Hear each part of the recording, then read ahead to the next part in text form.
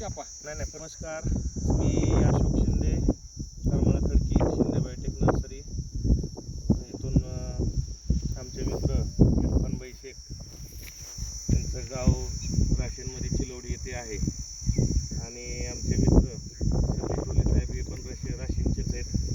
तर त्यांनी सलग किती वर्ष पपई केली तुम्ही? एकच वर्ष केली, ते 2023 मध्ये. आणि तुम्ही तर यावर्षी पहिल्यांदाच लावली. 12 महिने हे पुणे मार्केटला, मुंबई मार्केटला यांचं म्हणजे फळांचा व्यवसाय असल्यामुळे 12 महिने फळं विक्री खरेदी करणं हे काम चालू असतं. तर त्यांचाही पपईमधला मोठा अनुभव आहे. पण ह्या वर्षीचं जर सगळं पूर्ण महाराष्ट्रातलं बघितलं तर तुम्हाला काय असे वाईट काय अनुभव आलेत? 15 नंबरमध्ये आता तुम्ही पाहताय 5 वर्ष झालं शिंदे बायोटेक काम करतंय. तर आजपर्यंत तुम्हाला काय अडचणी जाणवल्या का? पण त्याही शिंदे बायोटेकला सुद्धा अडचणी आल्यात यावर्षी. पण ते सुरुवातीचे जे काय उन्हाळ्याचे लागणी सुरुवातीच्या काळात होत्या, म्हणजे जानेवारी फेब्रुवारीपर्यंत ज्या लागणी झाल्या त्या लागणीला सरासरी सगळ्याच ठिकाणी काही नरांचं कमी जास्त प्रमाण आलं प्लॉटमध्ये. तुम्हाला असं काय वाटतं नेमकं कशामुळे झालं असेल जास्त? कारण कधीही 5 वर्षात झालेला नाही तो प्रॉब्लेम, तुम्ही पण पाहिला आहे. की काय होतं, यंदाचं जे टेम्परेचर होतं त्याच्यामुळं जरा थोडं नर निघलं आहे. अतिउष्णता जर असेल तर नराचं प्रमाण वाढतं. हे आपलं एक आहे, आता ह्यो प्लॉट आहे अतिउष्णतेचा ह्याची लागण झाली. 700 रुपये आणि नर असं ह्यात बघा 280 आसपास. 280 म्हणजे 40% पर्यंत नर आहेत. तर ही काय आता नंतरची लागण केलेली ती लागण दाखवा. तर त्यात काय नराचं म्हणजे त्या लागणीला साधारण रोपं किती त्या लागणीमध्ये? 1200 रुपये. 1200 रोपं आहेत. आणि या 1200 रोपामध्ये अंदाजात आपण बघितलंय फिरून, तर एकंदरीत सगळ्यांना माहिती व्हावं असं तुम्ही दाखवा, सांगा किंवा पण नराचं प्रमाण तुम्हाला अंदाजे किती आढळले? सेटिंग बऱ्यापैकी झालेली आहे. बरं, 60-70 रोपं आहेत. म्हणजे 5-7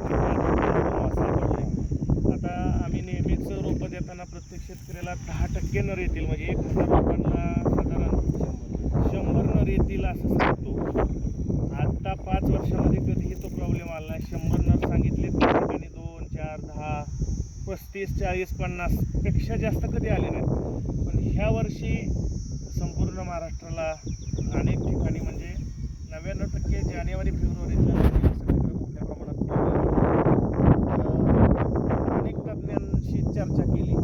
तर 15 नंबरमध्ये काय एवढं नरांचं प्रमाण वाढलं असेल, तर मॅक्झिमम लेवलला सगळ्यांनीच एकच सांगितलं की त्यामध्ये नरांचं प्रमाण वाढण्याचं एकमेव कारण म्हणजे अतिउष्णता. तर ते म्हटले की आपण कलिंगड, मिरची, त्यानंतर तुमचं काकडी ह्या पिकांना आपण कधी पाहिलं नाही. कारण त्याला असं अतिउष्णता झाल्यानंतर त्या पिकांमध्ये ही प्रॉब्लेम असतो की नरांचं प्रमाण जास्त असतं. नरकळी जास्त टाकली जाते नरकळी जास्त टाकली जाते आणि त्याच्यामुळे ते नरांचं प्रमाण वाढतं. तर पपईमध्ये लांब तुरा येण्यामुळे आपल्याला लक्षात येतं. माझं एक अनुभव कलिंगडमधल्या लागणीत तिथून पाठीमागच्या मध्ये मी जिथं जाऊन बघितलं कलिंगडमध्ये लागणी जास्त दुसरे सेपरेट नराचं प्रमाण आढळलं नाही. हो, तर आता ह्याच्यात तुम्हाला माझा अनुभव सांगतो. तुम्ही बोललात ते बरोबर, मी बोलणारच होतो, तो मुद्दा तुम्ही घेतला. कलिंगडामधल्या लागणीला आपण खत कमी दिवस, पपई ही पीक असं आहे की तिला हळुवारपणे जपलं जातं.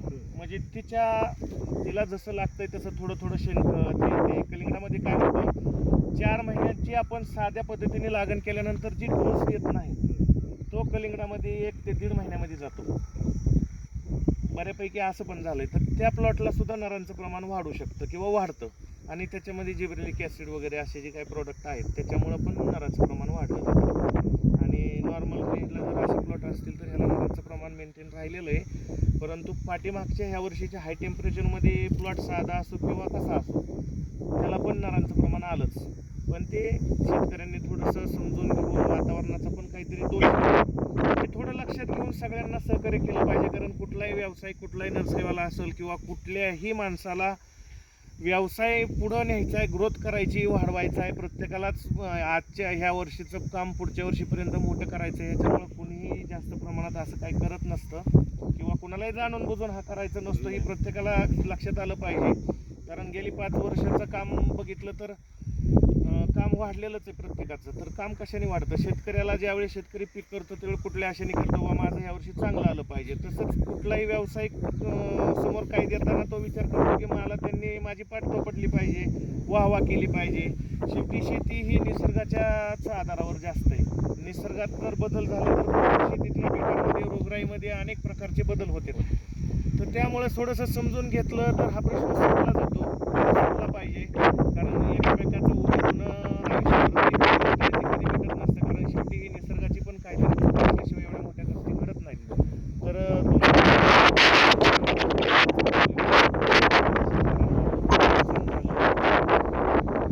कारण आहे त्या प्लॉटला जपलं पाहिजे का प्लॉटच केलं पाहिजे. यावर्षी एक पाठीमागे पाणी नाही, पाणी कमी आणि रोगराई आणि मार्केट दरमध्ये कमी होता. नाही आता जे पाठीमागचे प्लॉट ते पूर्ण गेले. म्हणजे 50-60% जरी प्लॉट असला, आता जे 30-40% नवीन आहेत जरी गेला, नवीन ह्याचे प्लॉट आहेत आता ते जर जपले तर त्याचे पैसे 100% होणार. म्हणजे त्या झाडांचे पैसे डबल होणार आहेत. म्हणजे जरी ती नरांची 20-30% झाडं जरी गेली तरी त्याच्यापेक्षा जास्त मोबदला त्यांना मिळणार. 50% झाडं गेली तरी त्यातलं 50% वाढलं तरी त्याचे पैसे होतील. हो, कारण गेल्या वेळेस डबल दर राहणार. डबल दर राहणार आहेत. ह्याच सगळे कारण आहेत. ही म्हणजे सगळे कारण आहेत. निसर्गाचं टेम्परेचर असेल, नरांचं प्रमाण हे थोडंसं तुमच्याच जास्त नर्सरीचं नाही झालं, मी बाकीच्या नर्सरीचे लोक बघितले ते. बाकीच्या 2-3 म्हणजे 2-4 प्लॉटमध्ये मी गेलेलो आहे तर त्यांचं बी असंच आहे. तुमचं तरी 60% नर्सरी म्हणजे हेच सांगायचं की पूर्ण महाराष्ट्रावर जेवढ्या नर्सऱ्यांनी काम केलं 99% त्याच्या काळामध्ये ह्या वर्षी 2024च्या उन्हाळ्यात हा प्रॉब्लेम सगळीकडे आला आहे. पण आपण समाधानी कुठल्यात आहेत की आता तिथनं पुढची रोपं जी गेलेत शेतकऱ्यांना त्या प्लॉटला अडचणी नको आहेत. कारण शेवटी आम्ही पण शेती करतो, आम्ही पण शेतीवरतीच आता हा नंतरचा प्लॉट आहे. तर तुम्ही सांगितलंच साधारण एक 60-70 आलेले पण पाहिलेले प्रत्यक्ष. तरीही आम्ही त्यांना डबल रोप लावायला लावलं होतं. पण आता ते म्हणले ही उपटून टाकायची गरज आहे, काही सुद्धा आवश्यकता नाही. ही दाखवा इथं ही छोटी रोपं परत डबल लावली होती. कशाच्या कारणाने लावली होती? जर नर जास्त आले तर नर जास्त आले तर इथं तसे रोपं रोपांची शोध आपण केलेली होती सगळी. इकडे दाखवा, इकडं पण दाखवा. अशा पद्धतीने नर वगैरे जास्त वाढले तर अडचण नको म्हणून ती डबल रोपं लावली.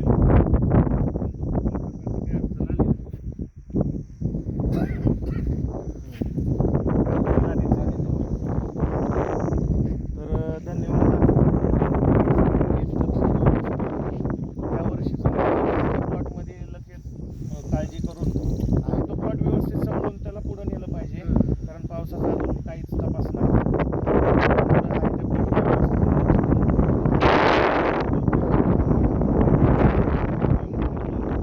पाण्याचा अभाव असल्यामुळं तिथं दाखवायचं की पहिल्या प्लॉटमध्ये किती नरांचं प्रमाण होतं आणि नर कुठला आणि खरंच नर नसतो पण नरासारखा वाटणारं झाड पण दाखवायचं.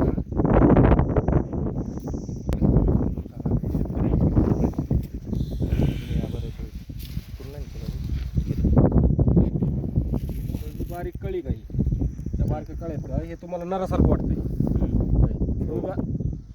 कोणी आल्यानंतर ह्याला फासल्यासारखं हा होतं. हो, आता हे असं फनगडे आल्यानंतर ही नरासारखं वाटतंय. तर ही नर नाहीये. हे जे माल निघतो का हे माल लांबड्या साईडचा माल निघतो त्या झाडांना. हो, कारण की माझा अनुभव आहे आजपर्यंत ह्याला लांबड्या साईडचा माल निघतो. लांबडा. लांबडा माल निघतो ह्याला. दाट फळ येते झाडाला. आता बघा, अशा फनगड्या लागल्यानंतर सुद्धा नर समजले जाते. काही असे सुरुवातीला आता नर बघा, समजतात. इकडे बघा, इथं जवळ दाखव. पूर्ण आता ही मादी. नर नाहीये, ही पूर्ण मादी आहे. नर जर फक्त म्हणायचं असेल मग आता इकडे पण या. आता ह्याला पण अनेक ठिकाणी शेतकरी नर समजले जातात. हा नर नाहीये, ही शेटिंग आहे. आणि पावसाळ्यातली कळी निघतली ना अशी निघती. पावसाळ्यातली कळी अशी बाहेर त्याला ती पान निघूनच निघते. आता इथं नरांचं जर पाहायचं म्हणलं तर असं असेल तर नर आहे फक्त एवढा नर. आता इथं सुद्धा तुम्हाला अजून पाहायला भेटेल. सांगा तुम्ही हे काय आहे नेमकं ते. आता बघा ही मादीच आहे. ह्याला जी कळी निघायला लागली का, पाऊस पडल्यानंतरची कळी निघायला लागली नाही तर ही कळी अशी ह्याला 2-2, 3-3 पपया एका जागेवर येतात. अशी असं आणि हे असे फनगडे समजले तरी नराचं प्रमाण नाही, नाही, समजलं तर नाही. ह्याची लय अडचण येते नाही, शेतकऱ्यांना. त्याच्यामुळे मग गोंधळ होतो. ही पाऊस पडल्यानंतरची कळी निघते ना, हा. ती अशी निघते, हा, पाला धरून निघते. पाला धरून निघते. हो. त्याला त्याच्या पाठीमागं पालाच येतो. तीन फळं येतात. हे काय याला 3-3, 4-4 फळं येतात त्या झाडाला. म्हणजे गस एकदम त्या पद्धतीचा माल येते त्याला पाला आला का नाही. मग आता इथं शेटिंग वरती हा, पावसाची डबल लागले, setting, डबल पावसाची टेबल. setting. डबल टेबल त्याला. आता ही अशा प्रकारची नळे, कळी जी असते मोठी फुगार, याला पण नर समजलं जातं. याच्यासाठी आपण सगळ्यांना माहिती होण्यासाठीच हा व्हिडिओ जास्त प्रमाणात काढलेला आहे. आपल्या बी चुका झाल्यात की राव, नर बघायला. आता हा नर नाही आहे, पण आता अनेक शेतकऱ्यांना हा प्रश्न आहे की हा नर आहे, पण ही जी खाली कळी मोठी, तर हा नर नाही आहे. कारण आम्ही 5 वर्ष झालं कायम फिरतो, तर अगदी चांगल्या प्रकारची चांगल्या क्वालिटीची कळी निघलेली आहे. सगळे हे मादी कळी आहेत, सगळी. आता त्यांनी पाणी वगैरे चांगलं वाढवल्यापासून त्याला चांगला इफेक्ट बसल्यामुळं चांगले ओळखू येते. नाहीतर अगोदर ह्याच प्लॉटमध्ये आम्ही स्वतःहून आम्ही ह्याच प्लॉटमध्ये जवळजवळ जास्त प्रमाणात आम्हाला सुरुवातीच्या काळामध्ये नराचं प्रमाण दिसलं होतं. 50 ते 60% मला बहिणीने फोन केला होता, 50 ते 60% नर आहेत म्हणून या, एक चक्कर मारून जावा म्हणून. जवळ असल्यामुळं मी आलतो. परंतु आज जर पाहिलं तर 30%पेक्षा प्रमाण कमी आहे.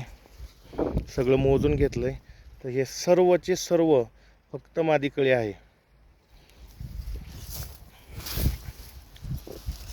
सर्व मादी कळी, सर्व. आणि शेतकरी प्रत्येक झाड कधीही चेक करत नाहीत. 1-2 लाईनी, 2-3 लाईनी चेक केल्या, 2-3 लाईन चेक झाले की शेतकऱ्यांची एकच मानसिकता तयार होती, आता एवढ्या 2 लाईनमध्ये किती आहेत, 2 लाईनमध्ये एवढे आहेत तर सगळ्या प्लॉटमध्ये किती असतील. कारण नरांचं असं काही नसतं की प्रत्येक लाईनला मोजून मापूनच तेवढेच येतील. अनेक लाईनी मोकळ्या जातात, अनेक लाईनीला प्लॉटला नरच दिसत नाहीत. परंतु शेतकरी 2-4 लाईन मोजून लगेच त्याच्यात फायनल करून टाकतात, चालले परत. एवढ्या मोठ्या प्रमाणामध्ये नरांचं प्रमाण आहे, तर तसं काही करू नका. सर्वांना एकमेकांना सहकार्य करा. कुणाकडून हे काही जाणून बुजून केलेलं नाही आहे. हे कुठल्याही प्रकारचं रिसर्च, F1 हायब्रिड वगैरे कुठलंही नसतानाही या वाहनाने पूर्ण भारताला टिकवलं आहे या पळीच्या पिकामध्ये. बरोबर आहे ना भाई? तर त्याला सगळ्यांनी थोडीशी एकमेकांना अजून काय चुका सुधारायला पण संधी दिली तर 100% जे काही रोपं विकणारे आहेत, विक्रेते आहेत, बियाणेवाले आहेत, सगळेच सुधारतील. विनाकारण जर सगळ्यांनी एकमेकांच्या मागच लागलं तर नक्कीच काहीच होणार नाही. धन्यवाद.